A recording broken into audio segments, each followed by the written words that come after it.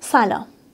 بیایید امروز یک مفهوم پایه‌ای رو در روانپزشکی با هم تعریف کنیم و اون تعریف اختلال یا دیزوردر به طور کلی و بعد تعریف اختلال شخصیت یا پرسونالیتی دیزوردر به طور خاصه. بذارید با مثال شروع کنم. سالم غذا خوردن خوبه، در این شکی نیست، ولی اگر اصرار من بر سالم غذا خوردن به جایی برسه که مدام بخوام کالری چک کنم و اگر جای کالری بیشتر مصرف کردم اونقدر احساس عذاب وجدان و گناه بگیرم که زندگیم به هم بریزه، اسمش میشه اختلال ارتورکسیا.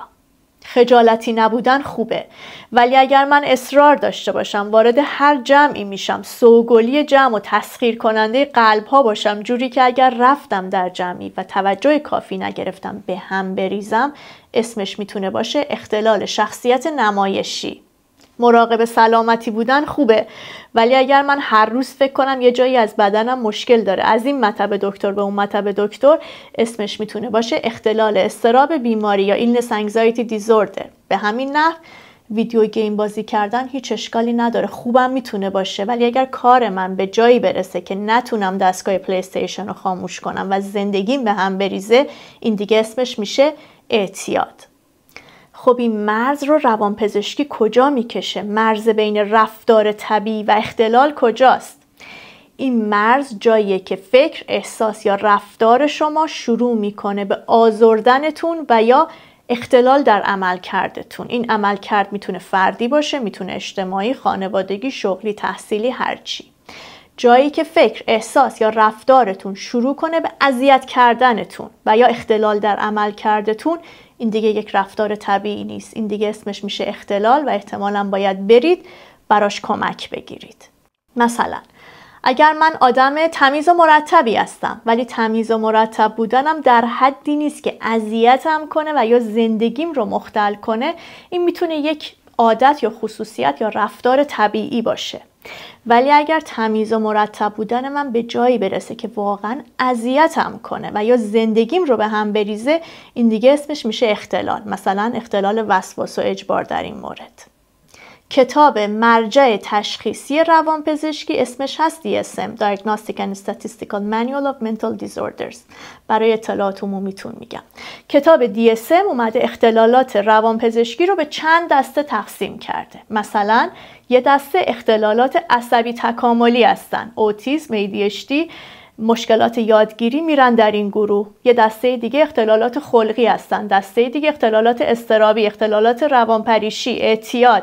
یکی از این دسته ها اختلالات شخصیتی هستند یا پرسونالیتی دیزوردرز. تعریف اختلال شخصیت از دیدگاه روانپزشکی چیه؟ الگوی پایدار در فکر، احساس یا رفتار شخص که چند تا شرط داره. یک، طبق هنجارها و انتظارات فرهنگ و جامعه‌ای که شخص در اون زندگی میکنه غیر عادی و غیر معمولی به حساب میاد. دو، فراگیر و پایدار در طول زندگیشه. سه، غیر قابل انعطاف. چهار، در نوجوانی یا اوایل بزرگسالی شخص شروع شده. و پنج، باعث آزار یا اختلال در عمل کردش میشه. بیایم این موارد رو با هم بررسی کنیم، ببینیم معنیشون چیه. اولیش الگویی پایدار در نحوهی که شخص خودش، اطرافیانش و محیطش رو ادراک میکنه و به اون واکنش نشون میده. یعنی الگوی پایدار در تجربه درونی و بعد رفتار بیرونی شخصه که چند تا شرط داره. یک، طبق هنجارها و انتظارات فرهنگی که شخص در اون زندگی میکنه غیر طبیعی محسوب میشه. مثلا اگر یک آلمانی به یک مسلمون معتقد نگاه کنه، ببینه روزی چند بار میره قبل از اینکه نماز بخونه دستاشو آب میگیره، سرش رو دست میکشه، آب میزنه، به نظرش خیلی غیر عادی میاد. ممکنه فکر کنه این آدم مریضه، اختلال روانی داره. ولی آیا این شخص طبق همسلوکان و هم مذهبی های خودش هم غیر عادی داره رفتار میکنه؟ نه، رفتارش کاملا عادیه. به همون نحو اگر این آدم مسلمون به اون آلمانی نگاه کنه، ببینه با هیچکی مراوده نداره، میره تو جمع سلام نمیکنه، بدون خداحافظی میاد بیرون، ممکنه فکر کنه این آدم یک آدم اجتنابی، مشکل روانی داره. ولی طبق فرهنگی که اون آلمانی درش زندگی میکنه، طبق اون جامعه، این ممکنه یک رفتار عادی باشه، دیگه اختلال محسوب نمیشه. بنابراین ما اختلال بودن یا نبودن یک طرز فکر و رفتار رو بر مبنای همسلوکان و همقطاران خود شخص میسنجیم، نه بر مبنای باورهای خودمون.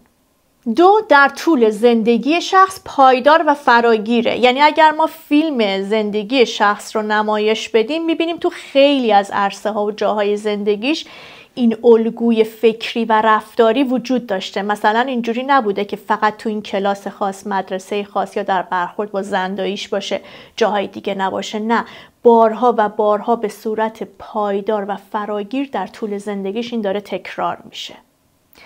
3، غیر قابل انعطافه.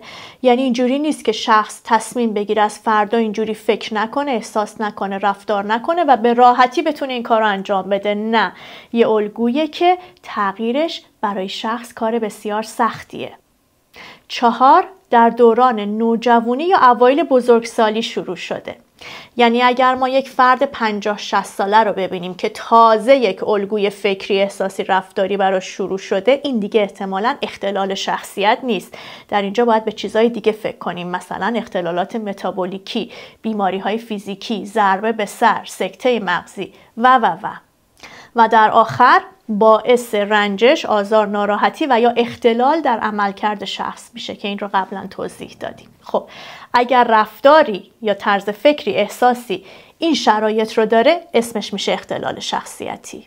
طبق این تعریف ما 10 تا اختلال شخصیت داریم که کتاب DSM اومده اینها رو در 3 تا مجموعه یا کلاستر طبقه بندی کرده. مبنای طبقه بندی شباهت اختلالات شخصیتی هر گروه به هم هستند. در گروه یا کلاستر A اختلالات شخصیتی نامتعارف و عجیب هستند. شامل این 3 تا اختلال شخصیت: اسکیزوئید، اسکیزوتیپال، پارانوید. کلاستر یا گروه B اختلالات شخصیتی نمایشی، تکانشی یا هیجانی هستند. شامل این 4 تا اختلال شخصیت: اختلال شخصیت مرزی یا بوردرلاین، اختلال شخصیت خودشیفته یا نارسیسیستیک، اختلال شخصیت ضد اجتماعی یا آنتی سوشیال و اختلال شخصیت نمایشی یا هیستریونیک.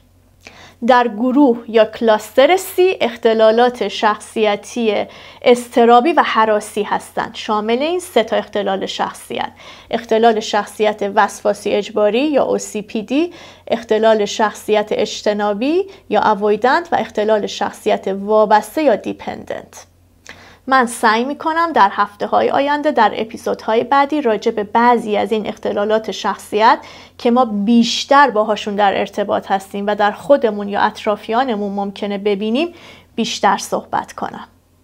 ولی بذارید قبلش راجع به یه مفهومی صحبت کنم که در آینده فهم اختلالات شخصیت و در کل فهم اختلالات روانپزشکی و حتی فیلد روانپزشکی رو براتون راحت تر میکنه و حتی فراتر از اون فهم خودمون و رفتارهامون رو برامون آسون تر میکنه و اون مفهوم ایگوسینتانیک در برابر ایگودیستانیکه. ایگوسینتانیک یعنی همسو با ارزش‌های من، ایگودیستانیک یعنی غیر همسو با ارزش‌های من. بذارید با مثال براتون توضیح بدم.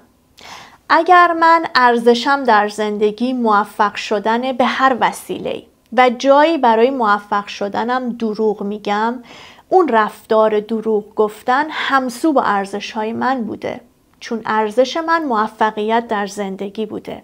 دیگه اون دروغ گفتن حس بدی به من نمیده، احساس شرم و گناه به من نمیده.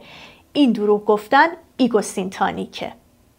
ولی اگر ارزش من در زندگی صداقت و راستگوییه و جای دروغ بگم، این دروغ گفتن غیر همسو با ارزش‌های من بوده، ممکنه باعث ایجاد احساس شرم و گناه در من بشه، از خودم بدم بیاد که چرا دروغ گفتم. اینجا این دروغ گفتن برای من ایگودیستانیکه.